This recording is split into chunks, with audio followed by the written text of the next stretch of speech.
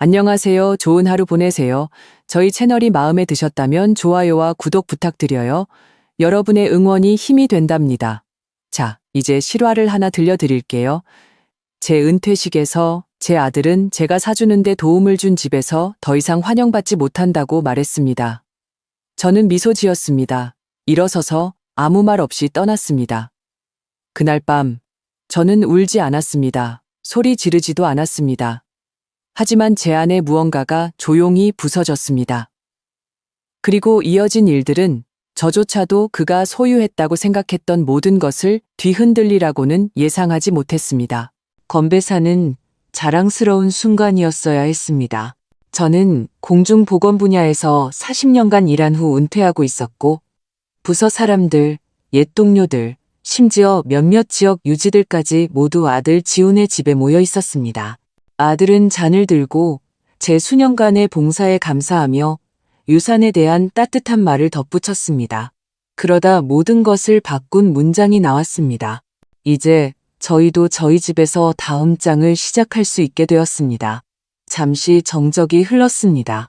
아들 때문이 아니라 방 안의 공기 때문이었습니다. 저는 며느리 수진을 보았습니다. 그녀는 제 눈을 마주치지 않았습니다. 그녀의 손은 지훈의 팔 위에 부드럽게 얹혀 있었지만 웃고 있지 않았습니다.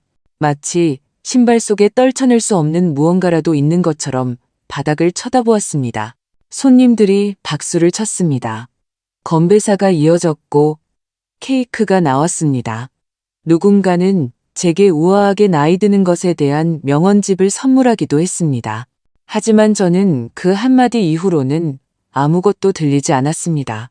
제 이름은 아직 문패에 있었지만 아들이 말하는 방식에서 저는 그가 이미 마음속 그림에서 저를 지웠다는 것을 알았습니다. 새로운 장, 그들만의 집, 제가 무시당한 것은 이번이 처음이 아니었습니다. 저와 같은 여성들, 60세가 넘은 미망인들, 혼돈 속에서도 평정을 잃지 않는 사람들은 조용히 있는 법을 압니다. 우리는 수년간 그렇게 해왔습니다. 저는 미소 지었고 사진 찍는 내내 고개를 끄덕였고 제가 알레르기가 있는 백합 꽃다발을 받았고 심지어 어머니 은퇴를 축하드려요 라고 쓰인 새 현수막이 걸린 정원 창고 옆에서 사진을 찍기도 했습니다. 마지막 손님들이 떠났을 때 저는 뒷정리를 돕기 위해 남았습니다. 지훈과 수진이 출장 뷔페 업체와 이야기하는 동안 저는 종이컵을 줍고 접이식 의자를 쌓았습니다. 아무도 저를 말리지 않았습니다. 아무도 쉬라고 권하지 않았습니다. 그리고 저는 이상한 것을 깨달았습니다. 화가 나지도 않았습니다. 저는 비어 있었습니다. 마치 가구가 다 빠져나간 후 먼지가 내려앉기 전의 방처럼. 그날 저녁 늦게 손님 방에 혼자 앉아 있었습니다. 그들이 최근의 미래 계획을 위해 아기방이라고 부르기 시작한 바로 그 방이었습니다. 저는 엄마쯤이라고 쓰인 반쯤 채워진 상자들을 응시했습니다. 제가 그 상자들을 쌌던 기억이 없었습니다. 그날 밤 잠을 자지 않았습니다. 아들의 목소리가 너무나 부드럽고 자랑스러웠던 그 순간을 계속 되감았습니다. 마치 제가 놓아지는 것이 영광인 것처럼, 마치 옆으로 비켜서는 것이 제가 감사해야 할 일인 것처럼. 몸에 닿지도 않았는데 숨이 멎는 듯한 말을 들어본 적이 있나요? 바로 그런 느낌이었습니다. 부드럽게 말해진 문장이었지만 닫히는 문처럼 내려앉았습니다. 아마 이 글을 듣는 여러분 중에도 그런 기분을 느껴본 분이 있을 겁니다.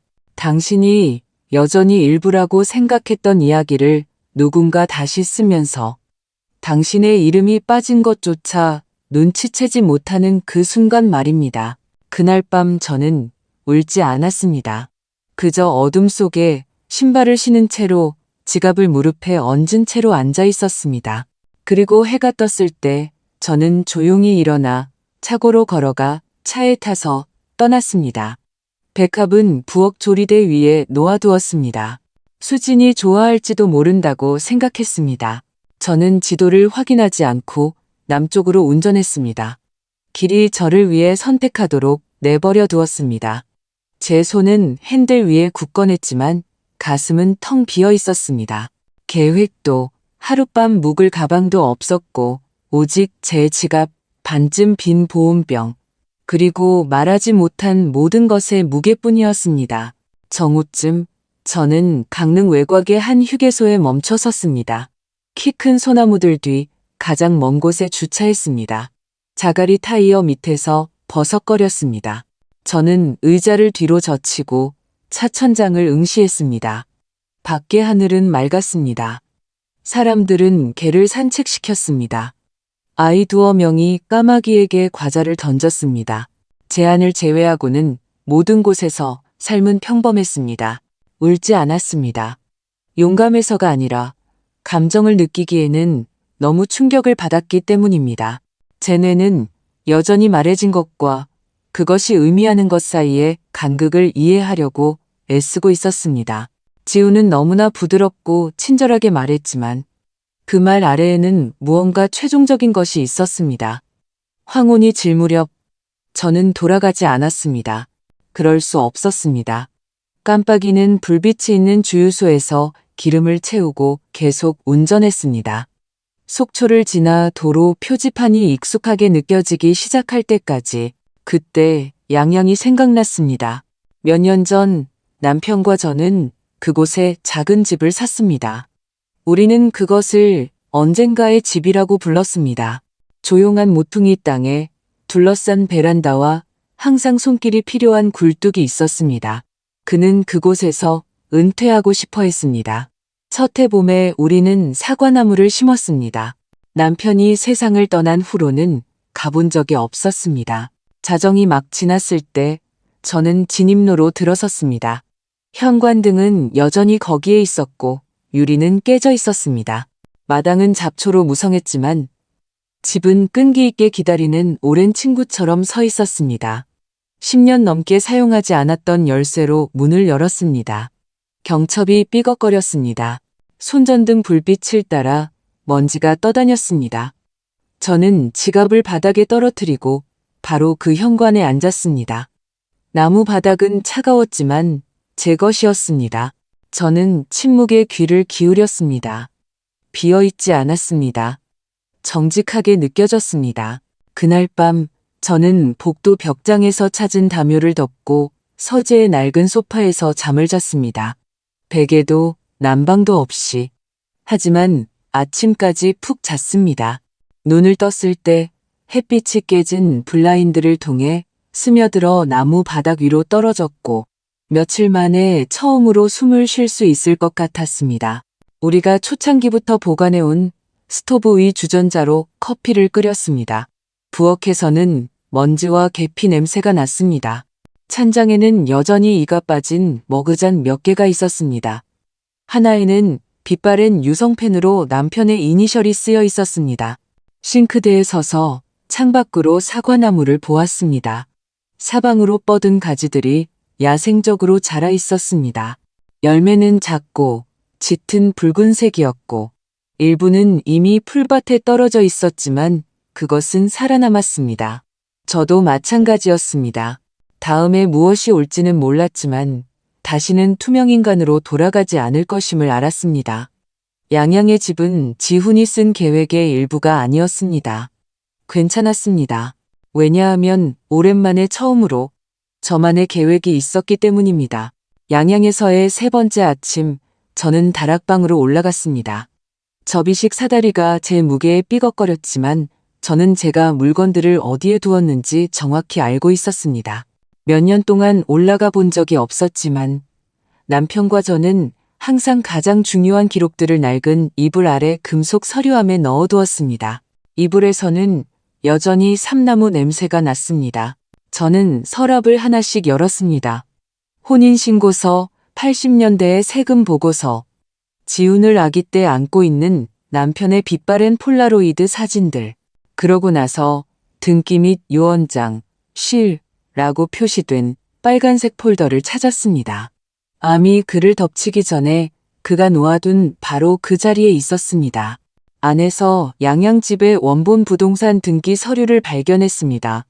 남편이 자기 이름으로 샀지만 세상을 떠나기 전에 명의를 수정하여 제 단독 자산으로 만들었습니다. 서명되고 공증되었으며 두꺼운 파란색 인장으로 찍혀 있었습니다. 그 아래에는 그가 작성한 마지막 유언장이 있었습니다. 명확하고 간단하게 양양 집은 제 것으로 우리 것이나 지훈의 것이 아닌 제 것으로 남는다고 되어 있었습니다. 이상한 평온함이 저를 휩쓸었습니다. 분노도 승리감도 아닌 적어도 무언가는 보호되었다는 조용한 알미였습니다. 남편은 이 집이 저에게, 우리에게 어떤 의미인지 알고 있었습니다. 저는 이제 더 천천히 정리했습니다. 그때 다른 폴더를 발견했습니다. 더럼 자산그룹이라고 라벨이 붙은 얇은 마닐라 봉투였습니다. 이름이 낯설었습니다. 안에는 제 이름으로 된 부동산을 담보로 한 사업자 신용대출 서류가 있었습니다. 제 이름이었지만 서명은 제 것이 아니었습니다. 필체는 비슷했지만 저는 제 필체의 둥근 모양과 기울기를 알았습니다. 이것은 너무 단정하고 너무 젊었습니다. 저는 바닥에 주저앉았습니다. 페이지가 손에서 무겁게 느껴졌습니다. 지훈이 무슨 짓을 했는지 알아내는 데는 오래 걸리지 않았습니다. 그가 인쇄해둔 이메일 사본들을 찾았습니다. 재무 상담가로 기재된 제익이라는 남자에게 보낸 것이었습니다. 한 메시지에서 지훈은 노인 건강 스타트업에 대한 계획을 설명하며 어머니의 주 거주지에서 추가 자본이 확보되었다고 언급했습니다. 다른 이메일은 저로부터의 서명된 위임장을 포함한 서류 이전을 상세히 기술하고 있었습니다. 그는 제 서명을 위조했습니다. 지훈은 제 서울 집을 담보로 자기 사업 자금을 조달했습니다. 제가 전혀 몰랐던 사업. 그의 메시지에 다급한 어조로 보아 잘 되지 않고 있는 사업이었습니다. 저는 깊은 숨을 쉬고 모든 것을 제 앞에 펼쳐 놓았습니다. 유언장, 위조된 서류들, 남편이 보관했던 연락처 목록. 거기에는 몇 년 전 춘천에서 우리가 이용했던 변호사의 번호도 포함되어 있었습니다. 울 시간도 충격에 빠질 소용도 없었습니다. 제 이름이 동의 없이 사용되었습니다. 제 집이 제가 동의하지 않은 빚의 담보가 되었습니다. 저는 천천히 일어나 서류들을 새 바인더에 모으기 시작했습니다. 굵은 글씨로 라벨을 붙였습니다. 법률 검토. 아래층에서 식탁을 치우고 파일들을 펼치고 각 서류를 휴대폰으로 사진 찍고 플래시 드라이브에 백업을 저장했습니다. 저는 마치 증언을 준비하는 사람처럼 일했습니다. 어떤 의미에서는 그랬기 때문입니다. 이것은 지훈에게 복수하는 것에 대한 것이 아니었습니다. 결코 빼앗겨서는 안 될 것을 되찾는 것에 대한 것이었습니다. 아직 그에게 화가 나지는 않았지만 그럴 때가 올 것임을 알았습니다. 지금은 제가 예전에 그랬던 공중보건 공무원처럼 정밀하게 움직였습니다. 먼저 사실 그 다음이 해결책이었습니다. 그날 아침 저는 커피 한 잔을 따르고 양양집 부엌 식탁에 앉았습니다. 서류들이 조용한 전쟁터처럼 제 앞에 펼쳐져 있었습니다. 남편의 유언장 사본은 평평하게 놓여 있었고 그가 세상을 떠난 해에 제 공중보건팀에서 선물로 준 청진기 모양의 낡은 노쇠 문진으로 눌려 있었습니다.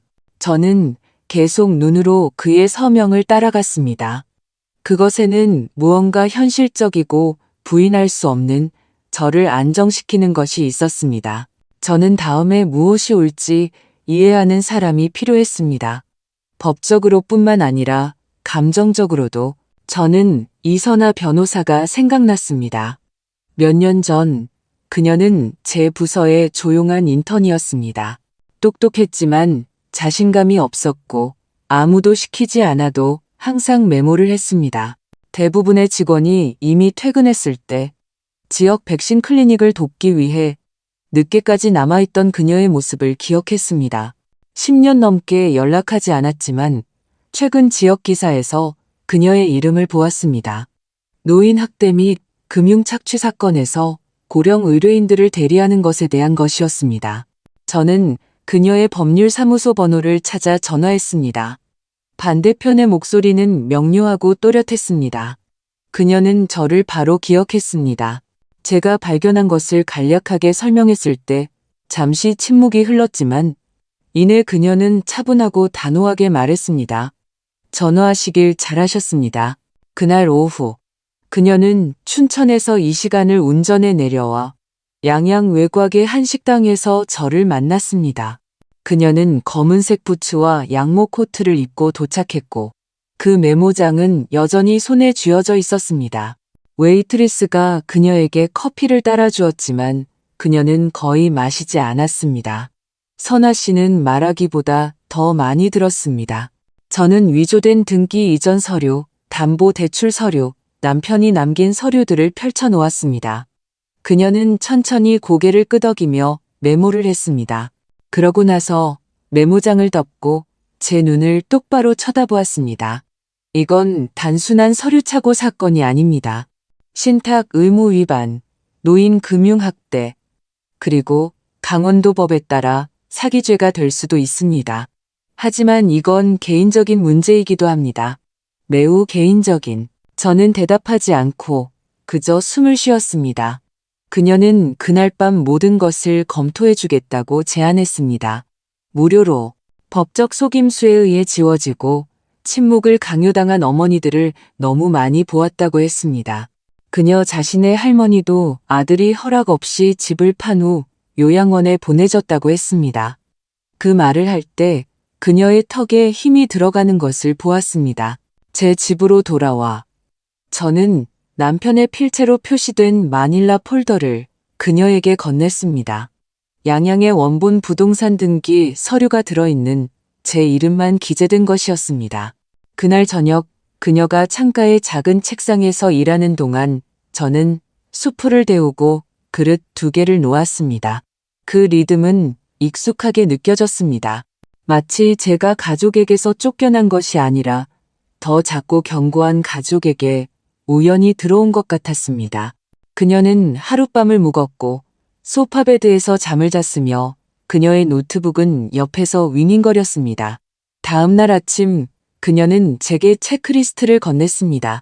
기존의 모든 위임장 철회, 양양의 소유권을 확보하기 위한 소유권 확인 소송 제기, 모든 미래 자산을 보호하기 위한 취소 가능 신탁 고려, 지훈과 관련된 모든 거래에 대한 회계 감사 준비, 작게 시작하되 꾸준히 하세요. 그녀가 말했습니다. 저는 그녀를 차까지 배웅하고 그녀가 떠난 후 한참 동안 서 있었습니다. 공기에서는 차가운 소나무와 녹는 서리 냄새가 났습니다. 손에 든 서류들을 내려다보았습니다. 한 페이지는 분홍색 포스트잇이부터 깔끔하게 접혀 있었습니다. 이미 가장 어려운 부분은 하셨습니다. 그들이 당신이 보지 않기를 바랐던 것을 보셨으니까요. 그 문장에는 화려한 것이 없었습니다. 하지만 그것은 제 안에 무언가를 깨뜨렸습니다. 슬픔도 분노도 아닌 명료함이었습니다. 그리고 며칠 만에 처음으로 저는 더 이상 이 일에 혼자가 아니라는 것을 알며 깊이 잠들었습니다. 다음 날 아침 저는 블라인드를 열고 거실로 빛을 들였습니다. 양양의 하늘은 아직 반쯤 잠들어 있었고 안개와 부드러운 회색이 뒤섞여 있었습니다. 하지만 저는 아니었습니다. 몇 주 만에 가장 정신이 맑았습니다. 손은 여전히 약간 떨렸지만 이제는 두려움 때문이 아니었습니다. 기대감이었습니다. 저는 선아 씨의 체크리스트를 다시 보았습니다. 각 항목이 제가 오를 수밖에 없는 사다리의 한 단처럼 느껴졌습니다. 첫 단계는 지훈이 위조한 위임장을 철회하는 서류를 제출하는 것이었습니다. 그것은 그녀가 처리할 것이었습니다. 하지만 저는 원본 서류, 출생증명서, 신분증, 혼인증명서, 남편의 사망증명서, 그리고 그가 세상을 떠나기 1년 전에 제게 쓴 그 편지를 제공해야 했습니다. 저는 그것을 낡은 요리책 안에 딸기잼과 막걸리, 파이 레시피 사이에 접어두었습니다. 저는 모든 것을 모아 빨간색 플라스틱 파일 폴더에 넣었습니다. 그러고 나서 세라벨을 인쇄했습니다. 검은색 마커로 이혜인 새로운 시작이라고 썼습니다. 그 후 시내로 운전해 가서 고무와 골판지 냄새가 나는 문구점에 들어갔습니다. 더 많은 폴더, 형광펜, 3가지 색상의 포스트잇을 샀습니다. 집으로 돌아와 이제 제 임시 사무실이 된 손님방 바닥에 앉아 모든 서류를 분류했습니다. 한 폴더에는 양양집에 관한 모든 것을 담았습니다. 하나는 지훈의 거래에 대한 것, 하나는 법률 서신에 대한 것, 그리고 4번째, 아직 거의 비어있는 것은 미래계획이라고 라벨이 붙어 있었습니다. 선아 씨는 오후에 돌아왔습니다. 그녀는 법률 서식이 담긴 상자와 너무 달지만 위안이 된다고 말한 라떼 2잔을 들고 왔습니다. 그녀는 어디에 서명해야 하는지 보여주었고 각 서식이 어떤 역할을 하는지 설명해 주었습니다. 그녀의 목소리는 꾸준했고 결코 서두르지 않았습니다. 그녀의 펜은 공중에서 구두점처럼 구절 사이를 가볍게 두드렸습니다. 우리는 그날 저녁 온라인 포털을 통해 철회 서류를 제출했습니다. 그러고 나서 새로운 구조를 설계하기 시작했습니다. 양양집을 제 이름으로만 된 거주, 신탁으로 옮기는 것이었습니다. 그렇게 하면 제가 병에 걸리거나 무능력해지더라도 아무도 제 명시적인 지시 없이는 그것을 주장하거나 옮길 수 없었습니다. 저는 평생 다른 사람들을 위해 안전망을 구축하는 데 보냈습니다. 공중보건 클리닉, 교육운동, 소외된 지역사회를 위한 건강 프로그램. 하지만 제 자신을 위한 것은 지금까지 한 번도 만들어 본 적이 없었습니다. 과정은 빠르지 않았습니다. 군청 기록의 응답을 기다려야 했고, 오래된 부동산 등기 서류를 검토해야 했고, 심지어 등기부 조사를 주문해야 했습니다. 하지만 그것을 하는 행위, 제 것이고 저만의 것인 무언가를 만드는 행위는 혁명적으로 느껴졌습니다. 웅장하지는 않았지만 조용히 급진적이었습니다. 밤에는 차를 끓이고 부엌 식탁에 앉아 선아 씨가 책상에서 타자를 치는 것을 보았습니다. 그녀의 키보드 소리는 남편이 노란색 메모지에 의료 기록을 휘갈겨 쓰던 것을 생각나게 했습니다. 때때로 그녀는 고개를 들어 조항이나 마감일을 설명해 주었습니다. 다른 때는 아무 말도 하지 않았습니다. 침묵은 편안하게 느껴졌습니다. 저는 미래 계획이라고 표시된 폴더를 멍하니 쳐다보는 제 자신을 발견했습니다. 거기에는 아직 항목이 하나뿐이었습니다. 좋은 일이라고 쓰인 단 하나의 포스트잇. 아직 그것이 무엇을 의미하는지는 몰랐습니다. 정원, 작은 휴양지, 어쩌면 저와 같은 여성들을 위한 무언가, 한때 친절만으로도 안전할 수 있다고 믿었던 여성들을 위한 주말까지 거주 신탁은 제자리에 놓였습니다. 양양집은 보호되었습니다. 첫 번째 제출 서류들이 수리되었습니다. 선아 씨는 법원이 시간이 걸릴 것이라고 말했지만 자신감이 있었습니다. 저도 마찬가지였습니다. 의식도 박수도 없었습니다. 그저 폴더가 닫히는 부드러운 지퍼 소리와 무언가가 되돌아오는 느낌뿐이었습니다. 집이 아니라 자아감이었습니다. 저는 빨간 폴더를 강원도 야생화와 우아하게 나이 드는 것에 대한 2권의 책 사이 선반에 다시 꽂았습니다. 몇 년 만에 처음으로 저는 제가 어느 페이지에 있는지 알았고 맨 위에는 제 이름이 선명하게 인쇄되어 있었습니다. 그 첫 주가 끝날 무렵 양양의 집은 더 이상 임시방편처럼 느껴지지 않았습니다. 조금씩 다시 숨을 쉬고 있었습니다. 저는 모든 방의 창문을 열었고 2층 구석들을 닦았고 심지어 남편이 뒷 베란다에 걸어두었던 낡은 풍경도 찾았습니다. 바람 속에서 부드러운 소리를 듣는 것이 얼마나 절실히 필요했는지 그것이 다시 울리기 전까지는 깨닫지 못했습니다. 대부분의 아침에 저는 맨발로 나무 바닥을 쓸었고 햇빛이 발목 주위에 고이도록 내버려 두었습니다. 서두름 없이 그저 긴장감 있는 움직임만이 있었습니다. 저는 부엌 찬장을 기본 품목으로 채웠습니다. 차, 밀가루, 귀리, 땅콩버터, 수프를 만들었습니다. 어깨에 스웨터를 걸치고 햇빛이 드는 방에 앉아 몇 년 동안 버려두었던 책들을 다시 읽기 시작했습니다. 그 월요일 앞마당에 무성한 로즈마리를 다듬고 있을 때 안에서 휴대폰이 울리는 소리를 들었습니다. 수진에게서 온 문자였습니다. 단 3단어. 괜찮으세요? 구두점도 설명도 없이 그저 그것뿐이었습니다. 저는 잠시 얼어붙었습니다. 손에는 전지가위, 손바닥에는 수액이 묻어 있었습니다. 그녀의 메시지는 어떤 의미로든 해석될 수 있었습니다. 하지만 저는 다시 이번에는 더 천천히 읽었고 지훈의 이름이 빠져 있다는 것을 알아차렸습니다. 그녀는 우리라고 말하지 않았습니다. 그를 대신해서 말하지 않았습니다. 그녀는 혼자서 연락해왔습니다. 저는 답장하지 않았습니다. 아직은 아니었습니다. 준비되지 않았지만 삭제하지도 않았습니다. 그날 밤 저는 평소보다 오래 깨어 있었습니다.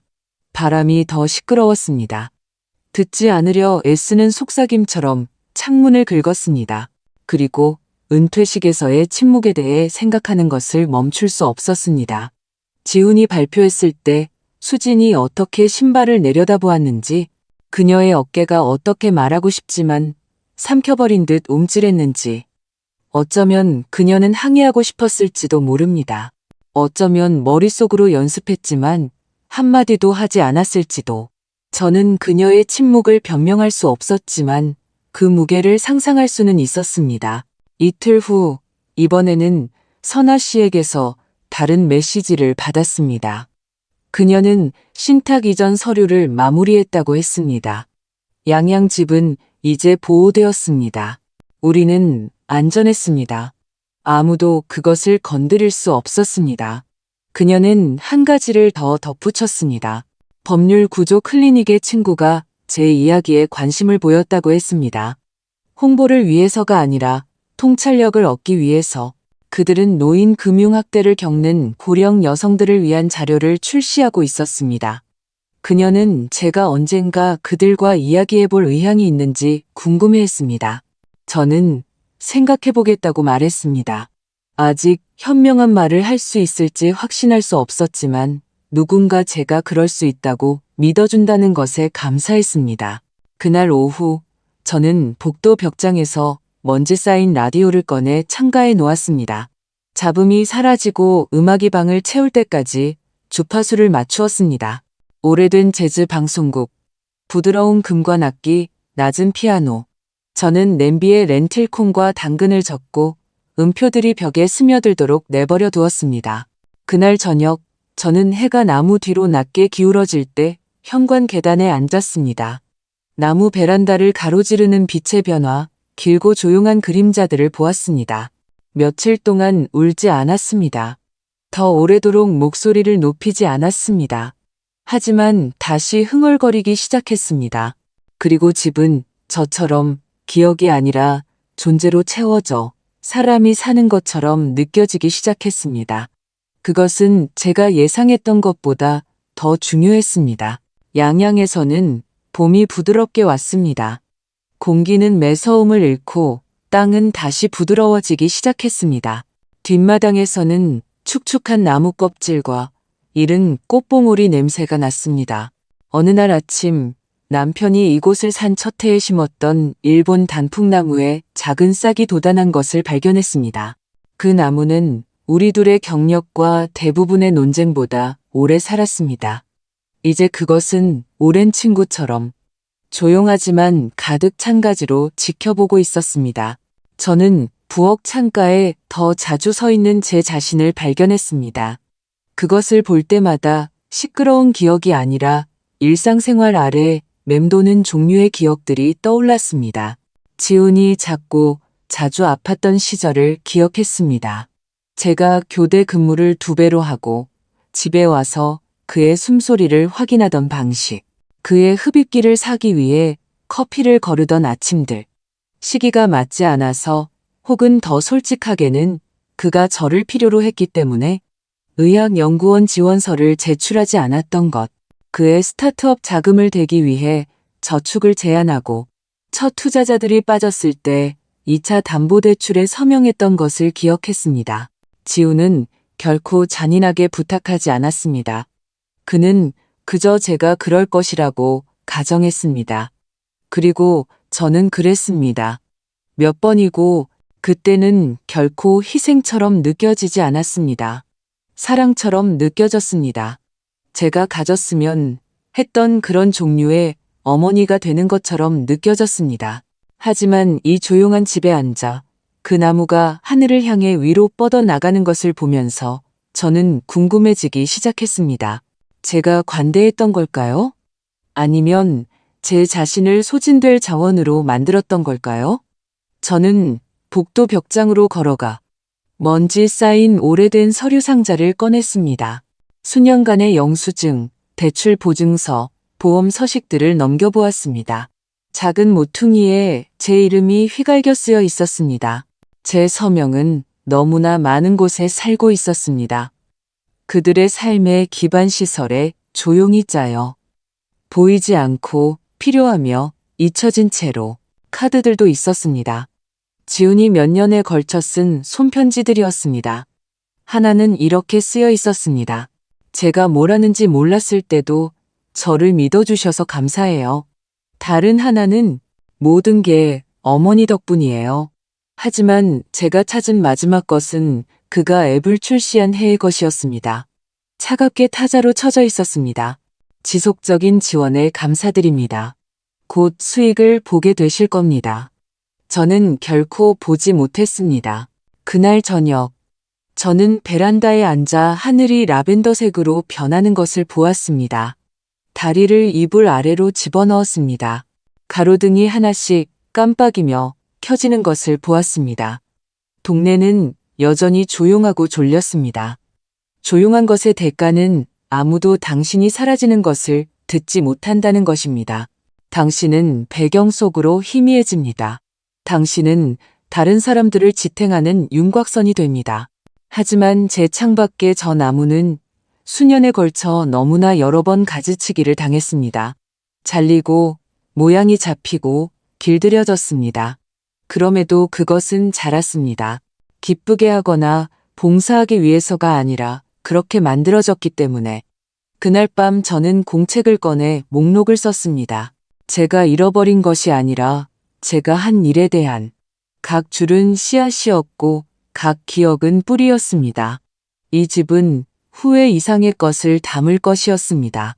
늦었지만 마침내 자신의 가치를 이름 붙이는 법을 배우는 한 여성을 담을 것이었습니다. 이메일을 계획하지 않았습니다.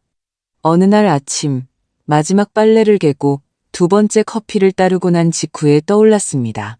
공기는 상쾌했고 집은 조용했지만 살아있었습니다. 저는 남편과 제가 세금 계산서와 연하장을 쓰던 식탁에 앉았습니다. 이번에는 분류할 청구서도 우표를 붙일 봉투도 없었습니다. 오직 저와 제 노트북 그리고 제가 남겨야 할 말에 대한 명확한 이해만이 있었습니다. 저는 빈 메시지를 열고 타자를 쳤습니다. 당신이 내 이름으로 제출한 서류들을 검토했습니다. 그게 전부였습니다. 인사도 맺은 말도 설명도 없이 그저 그 한 문장 날카롭고 간결하게 도발하려는 의도가 아니라 단지 제가 안다는 것을 확인시켜주기 위함이었습니다. 저는 소리 지를 필요가 없었습니다. 침묵은 그 자체의 볼륨이 있었고 그 한 줄은 어떤 항의의 문단보다도 그에게 더 오래 울릴 것이었습니다. 전송을 누르고 노트북을 닫고 차가운 물에 발을 담그는 듯한 숨을 쉬었습니다.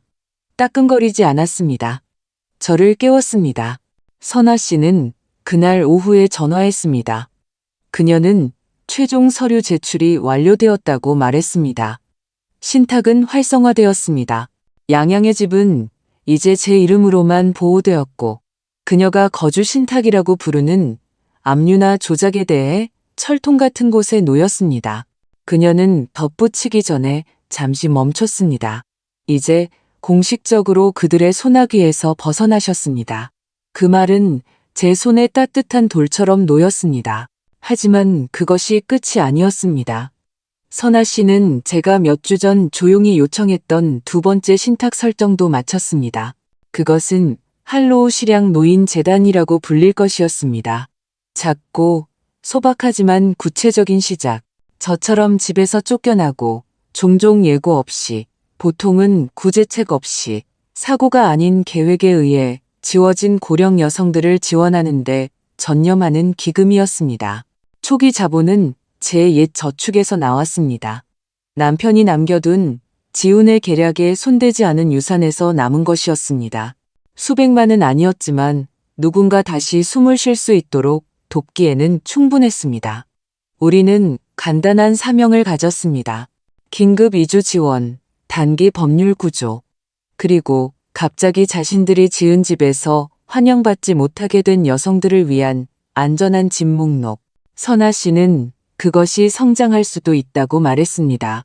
저는 그러지 않아도 상관없었습니다. 중요한 것은 그것이 존재한다는 것이었습니다. 재단은 복수에 대한 것이 아니었습니다. 기억에 대한 것이었고 저에게 일어난 일이 눈에 띄지 않거나 배우지 않은 채로 지나가지 않도록 하는 것에 대한 것이었습니다. 그날 저녁 저는 밖으로 나가 뒷마당의 나무줄기에 손을 댔습니다. 나무 껍질은 시원하고 질감이 있었습니다. 아무것도 속삭이지 않았습니다. 그저 거기 서 있었습니다. 안부엌 조리대 위에는 인쇄된 신탁 서류들이 서명을 기다리고 있었지만 저를 재촉하지 않았습니다. 이제 아무도 그러지 않았습니다. 저는 증명할 것은 없지만 되찾을 것은 모든 것을 가진 사람의 속도로 움직였습니다. 조용하고 순종적이며 보이지 않았던 제가. 그녀는 사라지지 않았습니다. 그녀는 진화했습니다.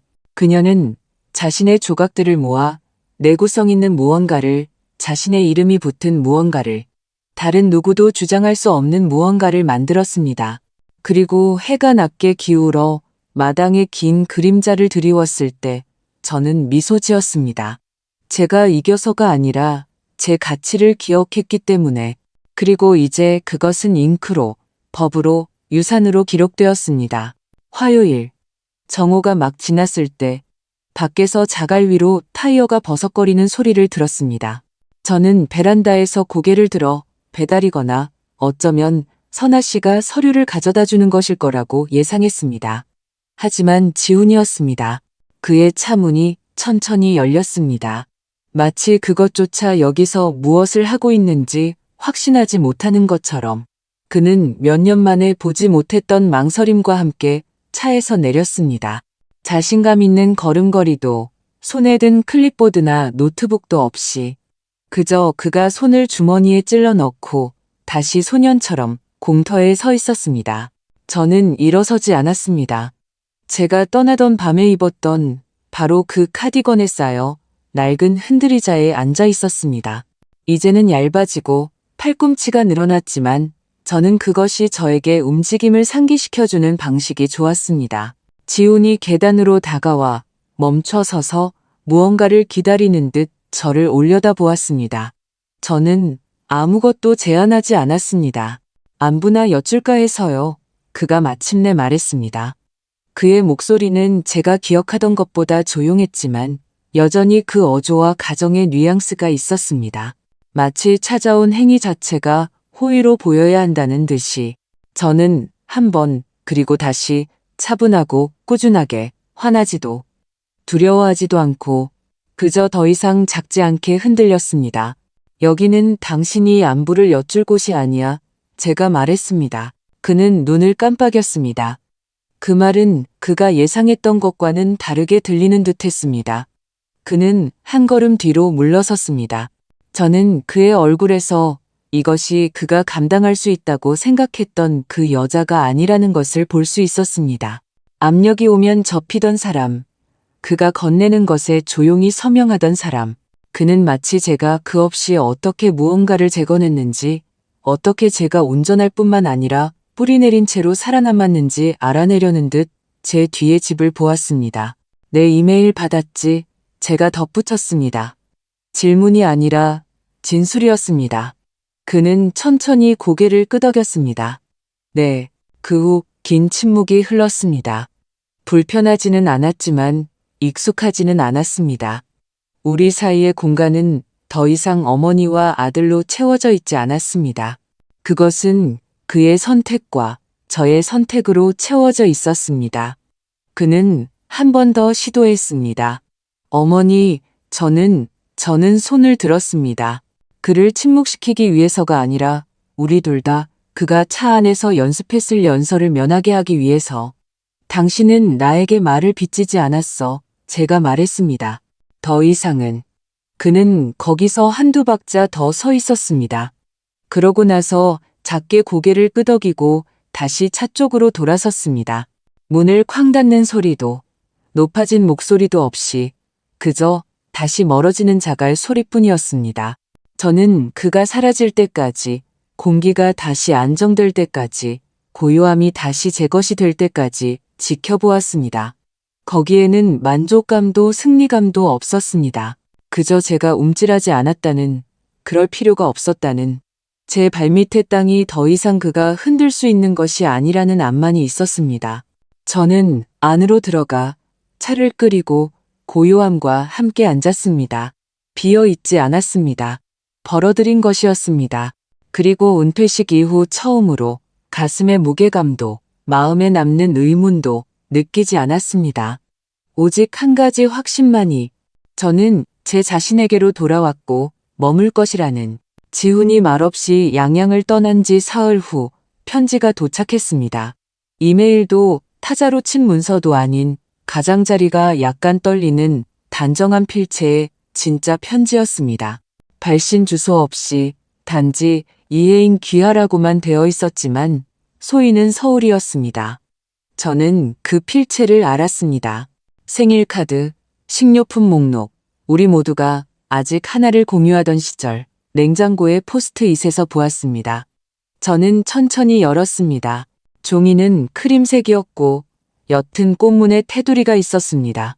백화점 문구 세트에서 파는 종류였습니다. 잉크는 파란색이었습니다. 어조는 서두르지 않았습니다. 혜인 어머님, 이 편지를 읽으실지 모르겠습니다. 그러지 않으셔도 탓하지 않겠습니다. 제가 지금 어머님께서 가장 듣고 싶지 않은 사람일 거라는 걸 압니다. 하지만 저는 시도해야만 했습니다. 저는 잠시 멈췄습니다. 뒤에서 주전자가 휘파람을 불었습니다. 내버려 두었습니다. 저는 차보다 이 순간이 더 필요했습니다. 지훈 씨가 모든 것을 말해주지는 않았지만 저는 충분히 알았습니다. 서류들을 보았습니다. 그가 얼마나 빨리 그것들을 밀어붙였는지, 모든 가족 저녁 식사에서 어떻게 어머님 말씀을 가로막았는지, 어떻게 모든 것을 우리 모두가 동의한 결정처럼 꾸몄는지 보았습니다. 하지만 저는 동의하지 않았습니다. 저는 목소리를 내지 않았고 그것에 대해 변명할 여지가 없습니다. 저는 부엌 식탁에 앉았고 편지는 손에서 약간 떨렸습니다. 아침 햇살이 종이 가장자리를 비추어 잉크가 막 쓴 것처럼 반짝였습니다. 어머님은 결코 짐이 아니셨습니다. 결코 방해가 되지 않으셨습니다. 오히려 이 집을 집처럼 느끼게 해준 유일한 분이셨습니다. 저는 지훈 씨가 우리 둘을 대신에 말하게 두기 시작했을 때 제 자신을 잃기 시작했던 것 같습니다. 문장 사이사이에 울다가 멈춘 것처럼 말들이 느려졌습니다. 용서를 기대하지 않습니다. 어머님께 아무것도 기대하지 않습니다. 그저 그가 한 짓을 보았고 제가 어머님을 본다는 것을 말씀드리고 싶었습니다. 저는 항상 그랬습니다. 제가 아무 말도 하지 않았을 때조차도 제 손은 가만히 있었지만 가슴은 답답했습니다. 어머님은 제가 아는 가장 강하고 가장 위험 있는 여성이십니다. 남편분도 아셨고 저도 압니다. 그저 중요할 때 무언가 말할 용기가 있었더라면 좋았을 텐데요. 편지는 거기서 끝났습니다. 서명 없이 그저 공감만이, 마치 그녀가 어떻게 끝내야 할지 모르거나 어쩌면 그럴 자격이 없다고 믿는 것처럼. 저는 편지를 한 번, 그리고 다시 접었습니다. 울지 않았습니다. 화내지 않았습니다. 용서를 느끼지도 않았습니다. 제가 느낀 것은 작은 해방감이었습니다. 제가 지고 있다는 것을 깨닫지 못했던 무게가 제가 감당할 수 있는 곳으로 옮겨진 것 같은. 수지는 결코 잔인하지 않았지만 침묵했습니다. 그리고 제 삶에서 침묵은 거친 말보다 더 깊은 상처를 팠습니다. 그럼에도 저는 편지를 찢지 않았습니다. 태우지도 않았습니다. 그것을 수진이라고 간단히 라벨이 붙은 마닐라 폴더 안에 넣었습니다. 법률 서류 아래, 신탁 서류 뒤, 제 책상 맨 아래 선반에 밀어 넣었습니다. 어떤 것들은 더 이상 중심에 속하지 않지만 여전히 보관될 자격이 있습니다. 그날 저녁 늦게 저는 창가에 앉았습니다. 낡은 단풍나무가 방에 긴 그림자를 드리우던 바로 그 창가였습니다. 저는 자신의 집에서 사라진 분노가 아니라 임무에 의해 천천히 무시당하고 관리되고 옆으로 밀려난 제가 알던 모든 여성들을 생각했습니다. 그리고 조용한 편지를 썼던 이들을 생각했습니다. 구원을 구하지 않고 인정을 제안했던 편지들을. 그날 밤 저는 한 번도 뒤척이지 않고 잠을 잤습니다. 집은 고요했습니다. 제 이름은 여전히 제 것이었습니다. 그리고 우리 사이에 아무것도 변하지 않더라도 저는 제가 결코 기대하지 않았던 무언가를 들었다는 것을 알았습니다. 오래전에 말해줬어야 할 것을 마침내 누군가 말하는 메아리를. 서류는 준비되었습니다. 선아 씨는 그녀의 사무실 긴 오크 테이블 맞은편에 앉아 있었고 서류 더미가 정밀하게 배열되어 있었습니다. 높은 창문을 통해 아침 햇살이 부드럽고 따뜻하게 스며들어 마룻바닥 위먼지 소용돌이 속에서 반짝였습니다. 잉크와 삼나무 냄새가 희미하게 났습니다. 방은 도서관이나 법정, 혹은 둘 다의 고요함을 가지고 있었습니다. 저는 안경을 고쳐 쓰고 그녀가 할로우 실향 노인 재단이라고 라벨을 붙인 폴더를 내려다보았습니다. 재단은 이제 진짜였습니다. 자체 연방 세금 아이디, 안전한 신탁, 그리고 3페이지에 걸쳐 신중하게 새겨진 사명 선언문이 있었습니다. 그것은 60세 이상의 여성들, 자신의 가족 구성원들에 의해 쫓겨나거나 재정적으로 조작당한 여성들을 위해 법률 옹호, 긴급 주거 추천, 교육 워크숍을 제공할 것이었습니다. 제 이름은 설립자 및 의장 아래에 기재되어 있었습니다. 제가 쫓았던 것이 아니었습니다. 뒤에 남겨진 균열에서 자라난 것이었습니다. 선아 씨가 한 페이지를 부드럽게 두드렸습니다. 이것이 어머님의 서명 페이지입니다. 여기에 서명하시면 재단이 활성화됩니다. 어머님께서 법적 관리인이 되시는 겁니다. 저는 펜을 들었습니다. 그것의 무게는 평범했지만 행위는 그렇지 않았습니다. 저는 은퇴식에서의 지훈의 목소리를 기억했습니다. 그가 이제 저희도 저희 집에서 다음 장을 시작할 수 있게 되었습니다. 라고 말했던 그 순간 방이 얼마나 조용해졌는지 모두가 그것을 달콤하고 심지어 관대한 것으로 넘겨버렸던 방식. 아무도 그것이 저를 어디에 남겨두는지 묻지 않았습니다. 이제 저는 그것이 저를 어디에 남겨두었는지 알았습니다.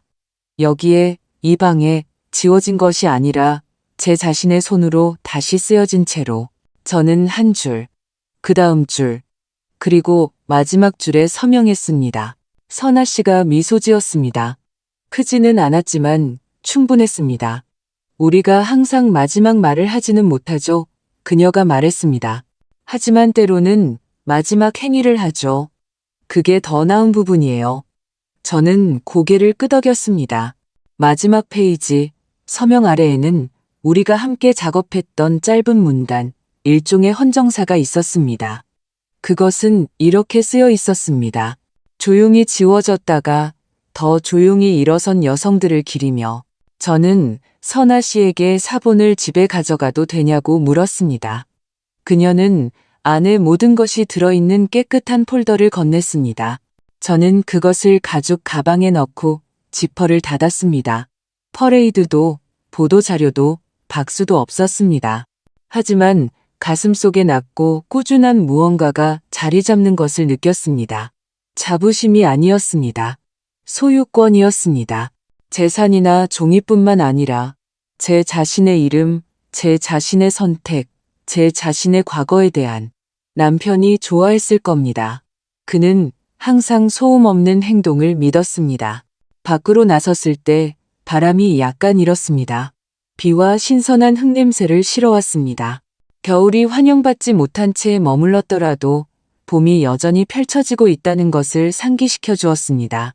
그날 밤 저는 한때 혼인신고서와 남편의 유언장을 보관했던 바로 그 선반에 폴더를 놓았습니다. 제가 잃어버린 것의 유물이 아니라 제가 되찾은 것의 기록으로 그곳에 놓아두었습니다. 나중에 불을 끄고 양양집 복도를 걸어 내려가면서 얼마나 조용한지 알아차렸습니다. 하지만 이 조용함은 더 이상 공허하게 느껴지지 않았습니다. 벌어들인 것 같았습니다. 제가 형성한 무언가처럼, 이제 제 이름에 응답하는 무언가처럼 베란다는 동쪽을 향하고 있었습니다. 아침 햇살이 낡은 레이스 커튼을 통해 스며들어 조용한 초대장처럼 나무 판자 위로 뻗어 나갔습니다. 저는 차와 몇 년 동안 건드리지 않았던 낡은 책을 가져 나왔습니다. 공기는 라일락과 축축한 흙냄새가 났습니다. 아무것도 요구하지 않고 모든 것을 주는 그런 종류의 봄날 아침이었습니다. 지난달의 난간을 직접 다시 칠했습니다. 부드러운 회색 톤은 중립적이고 정직하게 느껴졌습니다. 마치 제가 지금 제 삶에서 차지하고 있는 공간처럼 저는 앉았습니다. 의자는 남편이 아직 있을 때 항상 그랬던 것처럼 제 무게에 삐걱거렸습니다. 극적인 것은 없었고 그저 여전히 지탱해주는 무언가의 편안함뿐이었습니다. 제 무릎 위에는 편지가 놓여 있었습니다. 수진의 것이었습니다. 도착한 이후로 3번 읽었습니다. 그녀의 필체는 여전히 왼쪽으로 기울어져 있었고 약간 확신이 없었습니다. 마치 그녀가 파티날 밤 지훈 옆에 서 있던 방식처럼 그녀는 용서를 기대하지 않고 오직 이해만을 바란다고 썼습니다. 그녀는 그가 한 짓을 알았지만 침묵이 평화를 지킬 것이라고 생각해서 침묵했다고 말했습니다. 저는 편지를 조심스럽게 접었습니다. 찢지 않았습니다. 액자에 넣지도 않았습니다. 그것을 조용한 증거라고 라벨이 붙은 빨간 폴더에 넣었습니다. 그러고 나서 재단 서류 옆 선반에 다시 놓았습니다. 심장 가까이에 둘 필요는 없었습니다. 단지 그것이 진짜라는 것을 기억할 필요만 있었습니다. 베란다 밖에서 바람이 바뀌었습니다. 몇몇 나무잎이 돌길 위에서 춤을 추었습니다. 저는 쇼를 어깨에 더 단단히 둘렀습니다. 제 이름은 다시 제 것이었습니다. 제 집은 다시 제 것이었습니다. 제 침묵은 더 이상 두려움이나 수치심에 대한 것이 아니었습니다. 제가 되찾은 공간이었습니다. 저는 지훈이 다시 나타나기를 기다리지 않았습니다. 수진이 방문하기를 기다리지 않았습니다. 세상이 저를 다시 부르기를 기다리지 않았습니다. 저는 제 자신의 현관계단을 만들었고 그것으로 충분할 것이었습니다. 저는 한때 다시 초대받기를 바라는 사람처럼 살았습니다. 이제 저는 이미 도착한 사람처럼 살았습니다. 만약 누군가 조용히 당신의 이름, 당신의 자리, 혹은 당신의 가치를 지웠다고 느껴본 적이 있다면 이 이야기가 침묵이 항복을 의미하지 않는다는 것을 상기시켜 주었기를 바랍니다. 때로는 떠나는 것이 지는 것이 아니라 선택하는 것입니다. 그리고 때로는 당신이 평화 속에서 재건하는 것이 배신 속에서 빼앗긴 것보다 더 강력해집니다. 말해주세요. 조용한 결정에서 힘을 찾거나 그들이 잊었다고 생각했던 무언가를 되찾은 적이 있나요? 당신은 혼자가 아닙니다. 당신의 목소리는 속삭일 때조차도 중요합니다.